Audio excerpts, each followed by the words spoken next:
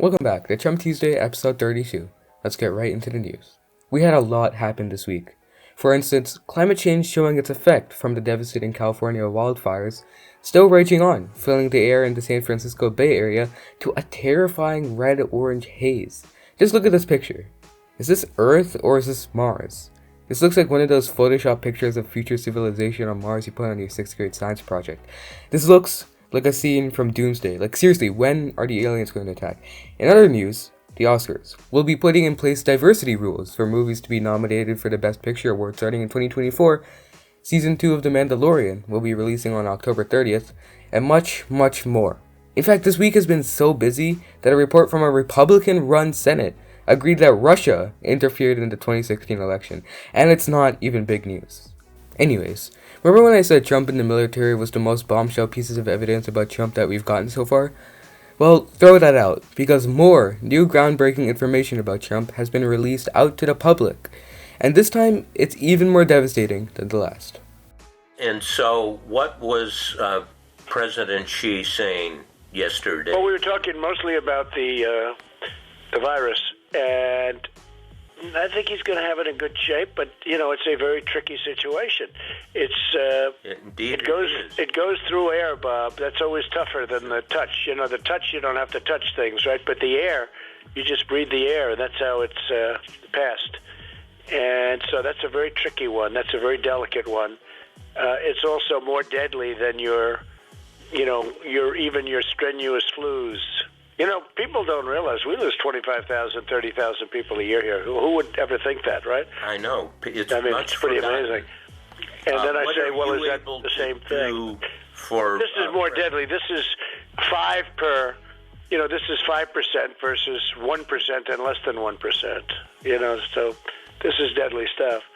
Now it's turning out it's not just old people, Bob, because today and yesterday some startling facts came out. It's not just older exactly. young people, to plenty of young people. So what's going on give me a moment of talking to somebody, going through this with Fauci or somebody who kind of, it caused a pivot in your mind, because it's clear just from what's on the public record that you went through a pivot on this to, oh my God, the gravity is almost inexplicable and unexplainable. Well, I think, Bob, really, to be honest with you, sure, I want you to. I wanted to always play it down. I still like playing it down. Yes, because I don't want to create a panic. Wow. Just wow. Honestly, guys, when I first heard these recordings, I was very surprised. Like, very surprised. Trump actually makes sense behind the scenes, but on camera he sounds like the calmer version of Alex Jones. Now keep in mind that Trump did this interview on the 7th of February, just about the same time coronavirus cases started to rise in the United States. Now just imagine, Trump would have said the same thing he said on those tapes out in the public at the start of the outbreak. It would have helped encourage some of his supporters to actually take the virus seriously. Instead, as he privately knew that the coronavirus was much deadlier than the flu, he went out in public to claim it was actually just like the flu. Remember this? I have 15 people, and the 15 within a couple of days is going to be down to close to zero. We're going down, not up. We're going very substantially down, not up. I really think, Doctor, you want to treat this like you treat the flu, right? And, it's going to be fine. Looks like by April, in theory, when it gets a little warmer, it miraculously goes away. I hope that's true. It's going to disappear. One day, it's like a miracle. It will disappear. For today, the global death rate at 3.4%, and a report that the Olympics could be delayed. Your reaction to that? Well, I think the 3.4% is really a false number. Now, this is just my hunch. I think the number, personally, I would say the number is way under 1%. We have thousands or hundreds of thousands of people that get better just by, sitting around and even going to work. Some of them go to work, but they get better. Flu has a fatality ratio of about 0.1%. Correct. This has a fatality ratio somewhere between 2 and 3%. Well, Given that, and the fact we don't know based exactly on the what it numbers is. so far. And the flu is higher than that. The flu is much higher than that. Now, by listening to these leaked recordings versus Trump in public, I've noticed one thing, and it's just something we've gotten to know and learn throughout Trump's whole career and real estate life. It's that Trump is a con man and only cares about his re-election. He doesn't care about you. He doesn't care about your family or your relatives. He doesn't even care about some members of his own family. He doesn't care about the American people. Seriously, this is like if Trump had its own fire alarm brand.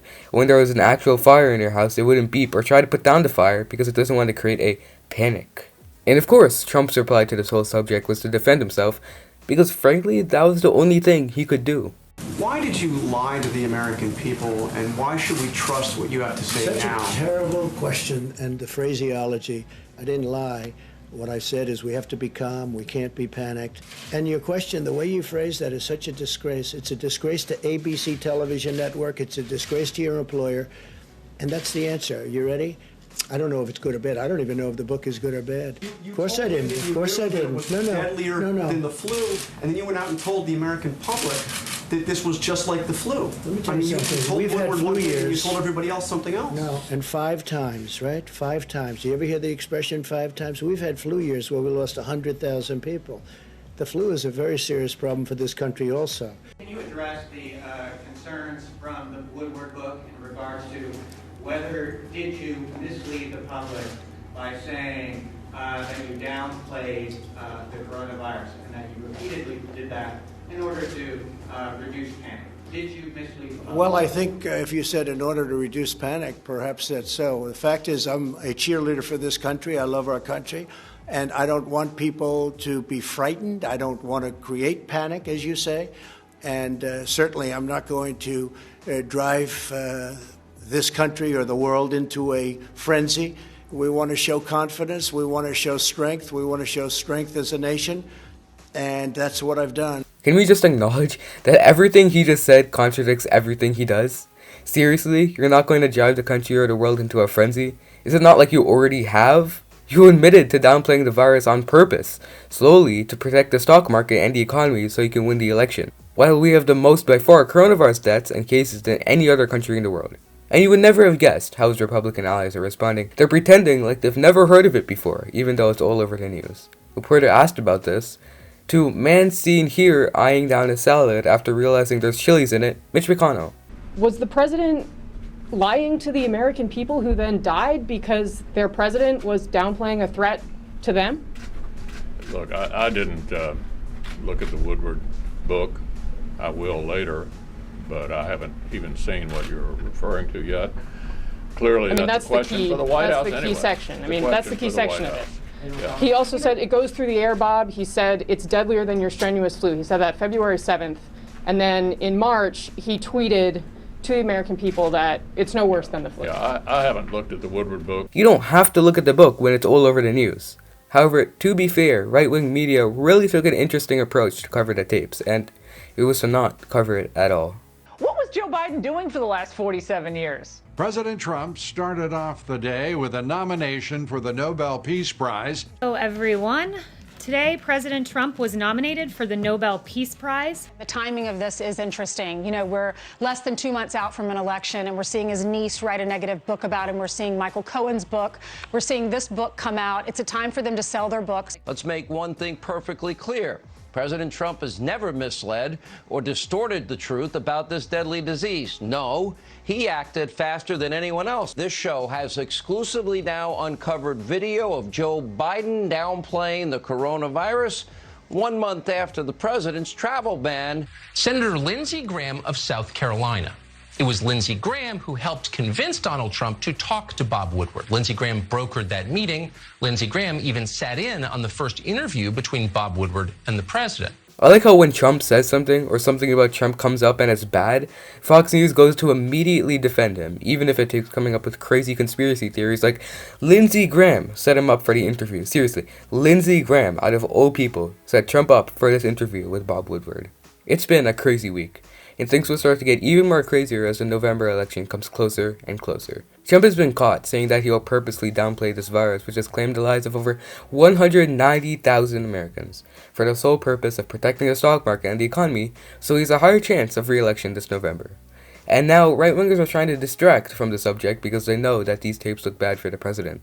It seems like more and more, Trump will drive this country or the world into a frenzy. Thank you for watching, and I'll see you next time on Trump Tuesday.